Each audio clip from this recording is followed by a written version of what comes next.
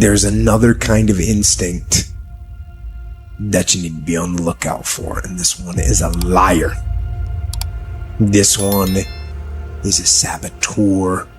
This one is a backbiter. This is the instinct that says, you've had enough. You've given it your best shot. You can stand down. You can back off. You can rest now. Which sets up this problem for all of us. You're never going to feel like it. It's your job to make yourself do the crap you don't want to do so you can be everything that you're supposed to be. And you're so damn busy waiting to feel like it. And you're never going to. And that's the problem. There are those of you, you're still immature. When your excitement is up, your effort is up. But when your excitement goes down, your effort goes down. For some of you, you're too seasonal. When you're excited, man, you coming to work the first week, the first month, the first 3 months when you got that job, you were excited, and so you was putting forth effort. You on blaze, now you got comfortable, and you're not excited no more. And guess what happened? Your effort has gone down. So do me a favor, get off of that feeling stuff. Get off your excitement. We're not dealing with feelings because feelings go up and down. You don't have to be excited. You made a commitment to that job. Did nobody force you to take that job? You signed your name on the dotted line. And commitment said, I don't care how I feel. I don't care if I'm excited. I don't care if I'm pumped up. I don't care if I'm fired up. You made a commitment. Now it's time to put up. Lazy people do a little work and think they should be winning. But winners work as hard as possible and still worry if they're being lazy. So if you're a winner, you ain't comfortable. Every day I get up and give everything I got to everything I'm a part of simply because this is who I am. Like the only thing I need every day of my life is 86,400 seconds. That's it. Like I don't need some reward. Like the only thing I need is breath in my body and I'm flat out going, get it. A person with passion always stands out. The world is so full of average that once you have passion and a sense of energy in your life, it distinguishes you.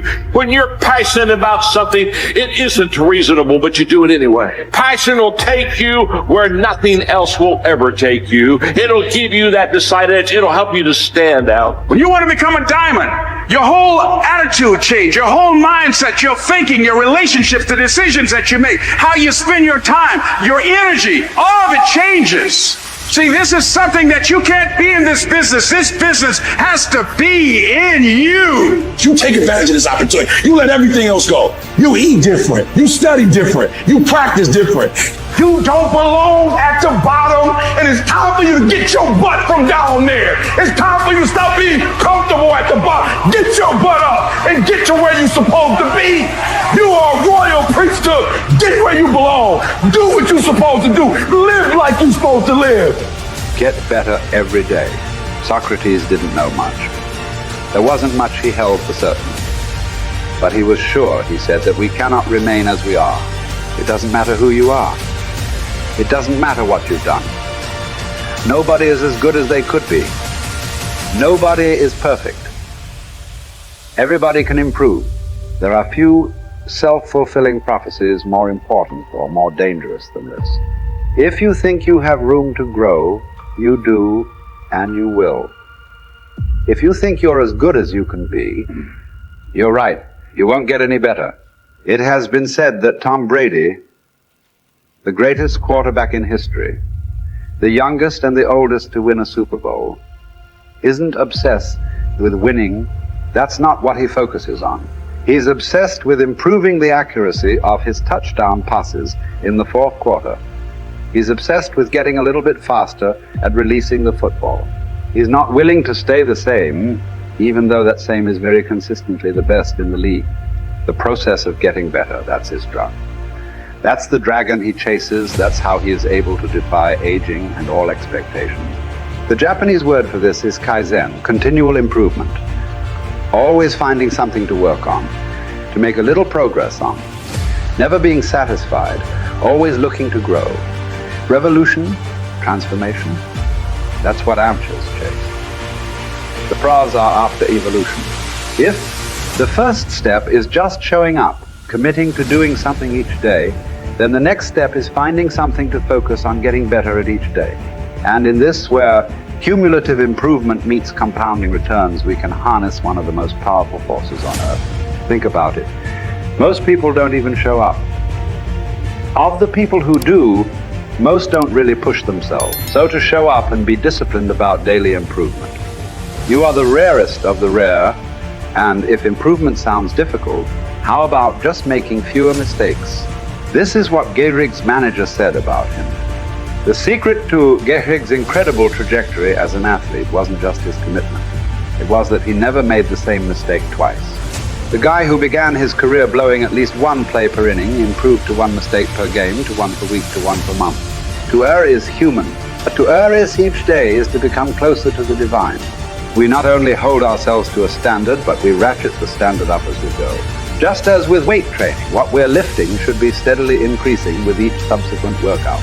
Our unwillingness to be satisfied with our performance, to be done with our progress, is what keeps us from plateauing. It drives us forward.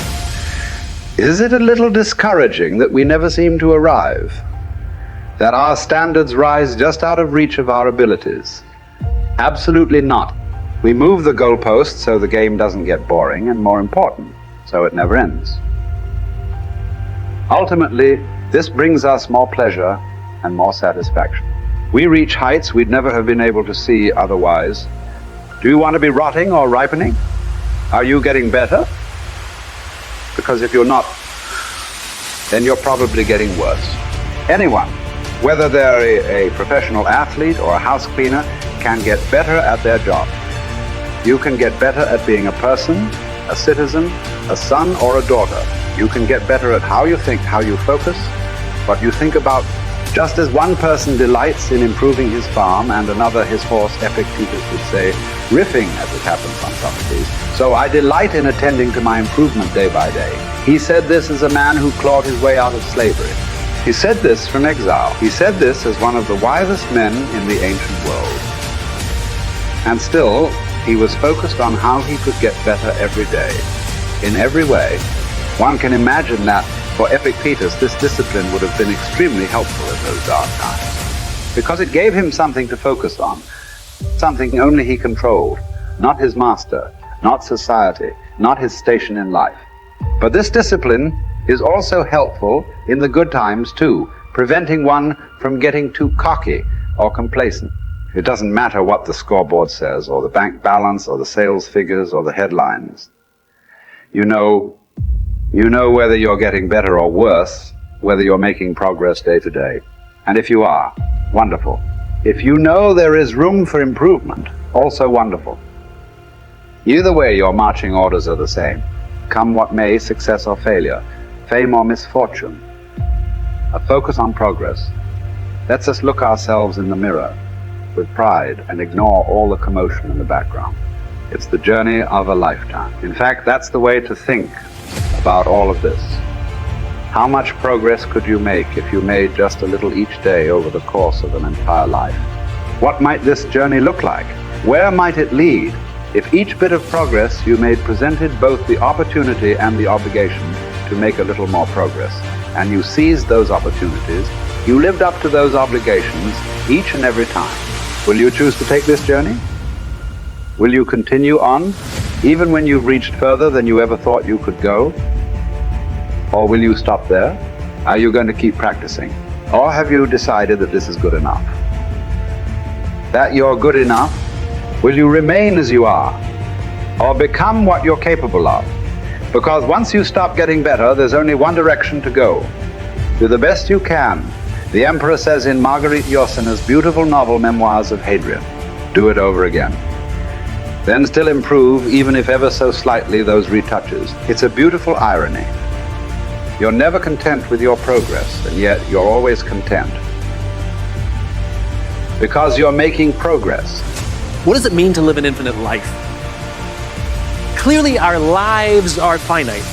We're born, we die, we come, we go. But life is infinite. The game of life will continue with us or without us. Which means every single one of us has a choice. We don't get to choose the nature of the game. Life is infinite. We don't even get to choose if we want to play in the game or not. Once you're born, you're in it. We get one choice. Do you want to play with a finite mindset, or do you want to play with an infinite mindset?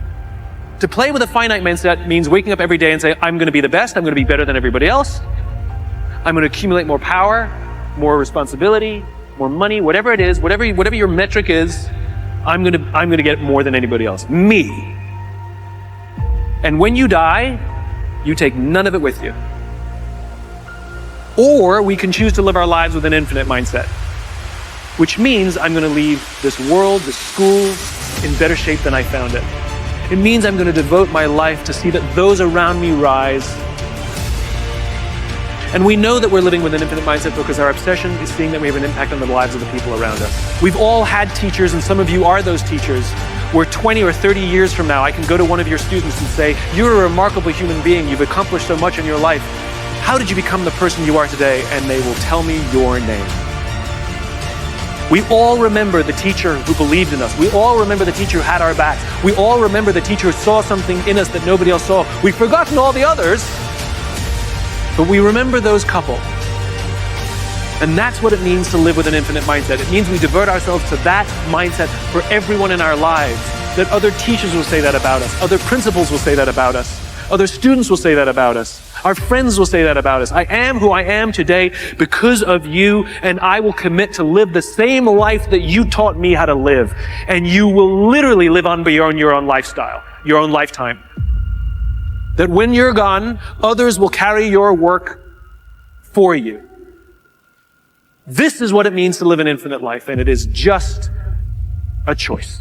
Nobody changes until they change their energy. When you change your energy, you change your life. It's the way it is. When you stop using your enemy to reaffirm your addiction to hatred, when you stop using your best friend to reaffirm your addiction to suffering, when you stop using your Facebook to reaffirm your addiction to insecurity, when you stop that whole process and you start going inward and you're no longer relying on those outer things to create those emotions, and you start creating those inner emotional states, you start changing your energy. Now, whatever is no longer a vibrational match between you and that past, present reality is going to fall away. Right. They're just going to spiral out. You're no longer putting your attention on them. In other words, the stronger the emotion you feel with some problem in your life, the more you give it your attention. Where you place your attention is where you place your energy. You're giving your power away, your life force. Lower the volumes of that emotion, you take your attention off that person, you're calling energy back to you. And you're building your own electromagnetic field. We've seen the evidence of that in many events, because when people start overcoming themselves, the first day, not always, but the energy of the room will drop. Why? Because they're drawing from the field to build their own field. Now when they build their own field the next day and the fields start interfering with the people next to them, whoop, the energy in the room just keeps going up. So now there's no longer a vibrational match between you and your coworker. Be prepared, because that old known thing is going to fall away because you're no longer emotionally and energetically connected to it. So then when you get in that state, it's not a time to try to put it back together, because at the same time these things are unraveling and they're moving towards chaos, and chaos is just unpredictable order. It's novelty, the newness of an experience that you can't predict is chaos. If you apply the formula, and all potentials in the quantum field exist as electromagnetic potentials. They are possibilities. When they begin to synchronize coherently, your brain and heart, you got a strong Wi-Fi signal, because now you're putting out a very laser coherent signal. When there's a synchronization between your energy and that potential that exists in the future, but it really exists in the present moment, because that's where they exist in the quantum. Now,